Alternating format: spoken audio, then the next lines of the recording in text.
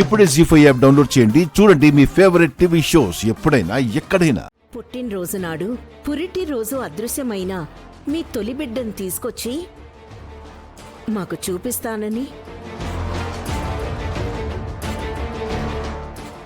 గాయత్రిని చక్కగా రెడీ చేసి తీసుకొచ్చింది కదా, చూడండి.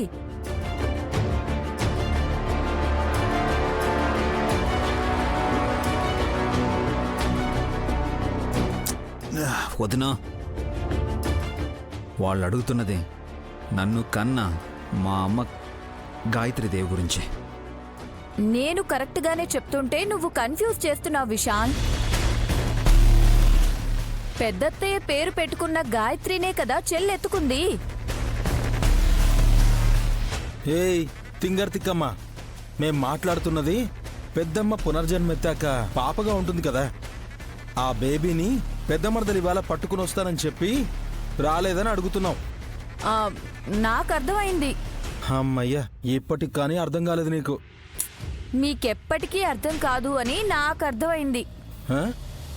వదినా, పిల్లల చేత కేక్ కటింగ్ చేయించకుండా ఈ వాదన ఎందుకు? అయితే మా అక్కని మాట తప్పానని ఒప్పుకోమనండి.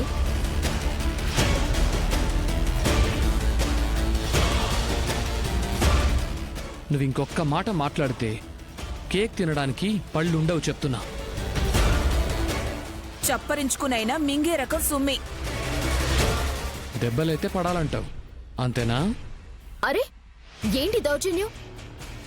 నువ్వాగు సుమన. అవును, నేను ఆ మాట అన్నాను, కానీ మాట తప్పలేదు.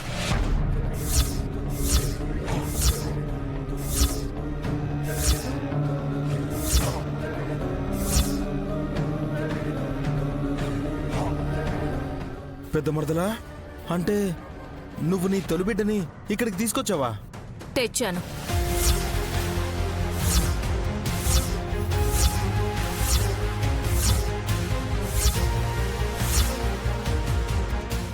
వదినా, ఏమంటున్నారు? పెద్దమ్మ పునర్జన్మెత్తాక పసిపాపగా ఉంటుంది కదా, ఆ పాపనే ఇక్కడికి తీసుకొచ్చారా? అవును.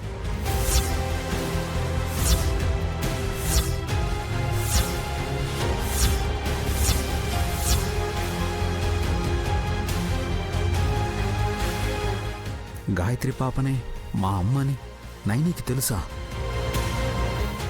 ఈ చిట్టి తల్లిని కాకుండా ఇంకెవరిని గాయత్రత్తయ్య అనుకుంటుంది చెల్లి? ఎక్కడుంది నైని అక్క? అదే నువ్వు కన్న తొలి బిడ్డ. నేను ఎత్తుకుని ఉన్నాను కదా అత్తయ్య.